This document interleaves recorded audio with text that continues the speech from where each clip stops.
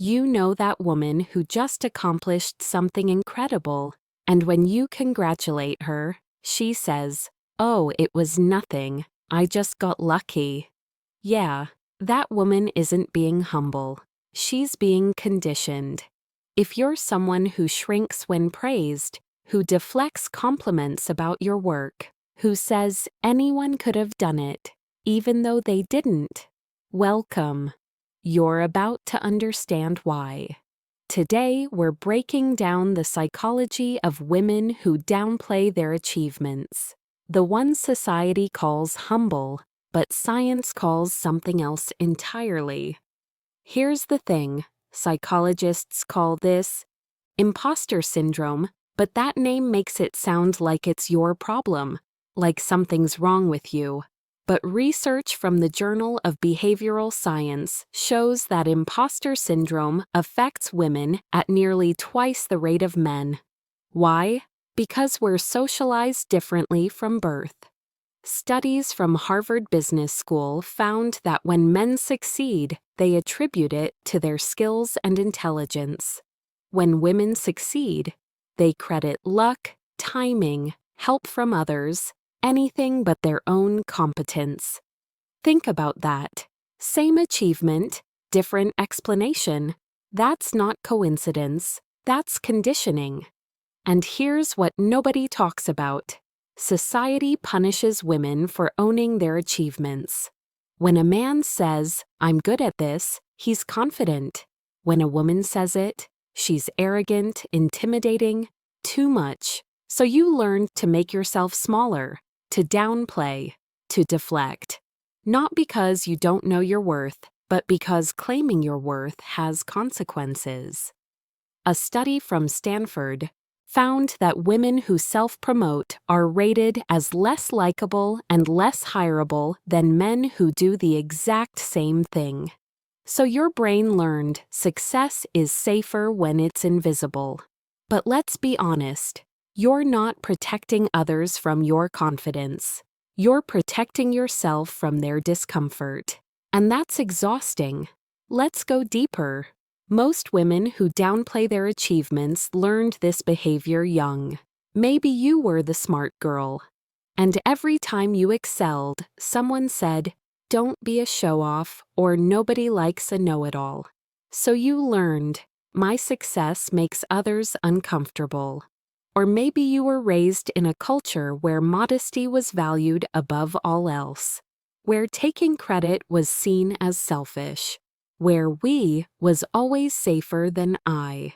So you learned to erase yourself from your own accomplishments. Here's what's heartbreaking. Research from Yale shows that girls as young as 6 start underestimating their intelligence compared to boys. 6 years old. And by adolescence, girls are apologizing for being good at things. You internalized the message. Your brightness is a burden. And here's the thing about that message. It doesn't just affect how you talk about your achievements, it affects whether you pursue them at all.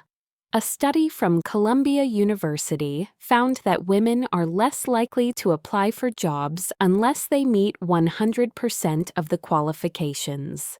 Men, they apply when they meet 60%. Why? Because women have been taught that being not quite ready is proof they shouldn't try. Men have been taught that confidence matters more than competence. So you downplay not just what you've done, but what you're capable of doing. And that's how conditioning becomes a career ceiling. But here's something most people don't realize. Downplaying your achievements isn't just about humility. It's about survival in a system that punishes ambitious women. Psychologists call this the likability trap. Women face a double bind. Be competent, but not too competent. Be successful, but not threatening. Achieve, but don't make anyone feel small by comparison. Research from Harvard shows that the more successful a woman becomes, the less likable she's perceived to be. But for men, Success increases likability. Same achievement, opposite social consequence. So you learned to soften your success, to add disclaimers. I got lucky. My team did all the work. It's really not a big deal. Because if you don't minimize yourself, others will do it for you. Or worse, punish you for it. And here's what's wild. Studies show that women even downplay their achievements to other women. Why? Because we've all been socialized in the same system. We've all learned that taking up space is risky. A study from Northwestern University found that when women are in male-dominated spaces, they downplay their competence even more. It's a protective strategy. If I make myself small enough, maybe they won't push me out. But here's the truth. You can't shrink your way to safety. You can only shrink your way to invisibility. And the cost? You get passed over for promotions. Your ideas get credited to someone else. You watch less qualified people take opportunities you earned because you were too busy making everyone comfortable to make yourself visible. Let's be honest. The world told you that your success is threatening, so you learned to apologize for it. But what if the real threat isn't your achievement?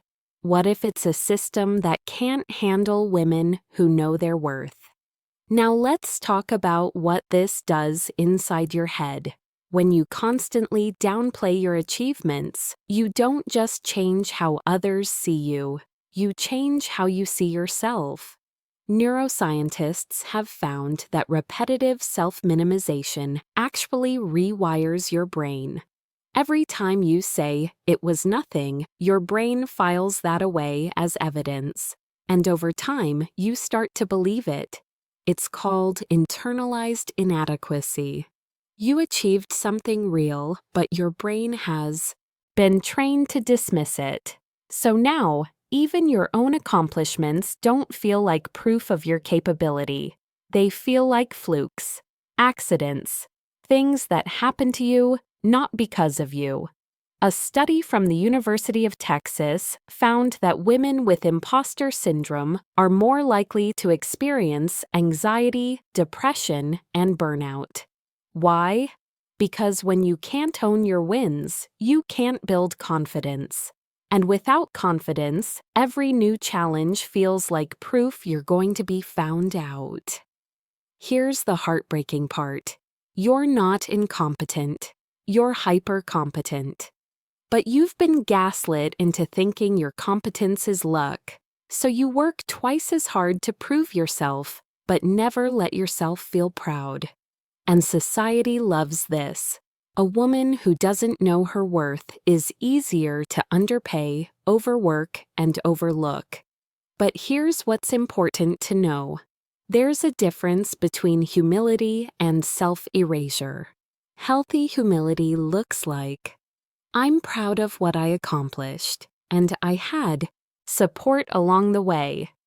Unhealthy self-erasure looks like, it was nothing, anyone could have done it, I just got lucky. One acknowledges effort and gives credit where it's due.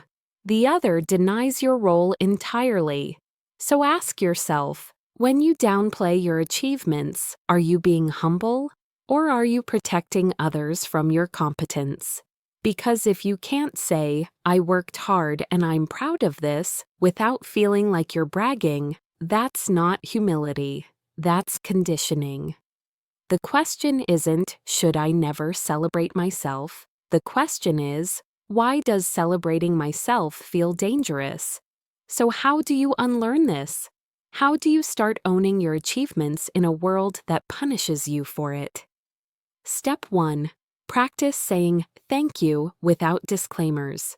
When someone compliments your work, don't deflect.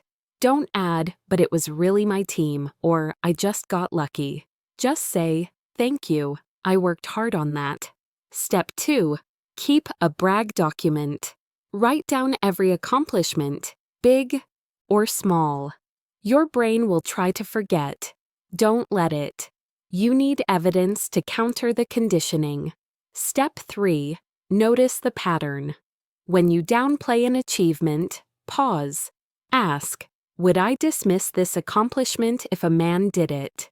If the answer is no, you're applying a double standard to yourself. Step 4. Reframe luck as readiness. You weren't lucky. You were prepared when opportunity came. Luck is random. What you did was strategic, skilled, and earned. Step 5. Find your hype squad. Surround yourself with people who celebrate your wins without needing you to minimize them. People who don't feel threatened by your brightness. And here's the truth. Your achievements don't need to be softened to be palatable. They need to be owned to be powerful. You're not bragging, you're telling the truth. So if you're someone who shrinks when praised, who says it was nothing when it was everything, who apologizes for being good at things, you're not broken. You were just raised in a world that taught you that your success is a threat. But it's not. Your brilliance doesn't diminish anyone else's light. It just reminds them that theirs exists too. Stop making yourself smaller so others feel bigger. The world doesn't need humble women. It needs women who know what they're worth and aren't afraid to say it. You earned it. Own it. Tell me in the comments, do you downplay your achievements? What's something you're proud of that you've never said out loud? And if you want the psychology that explains the patterns you've been living, the next video is going to shift something in you. Click it. You'll see why.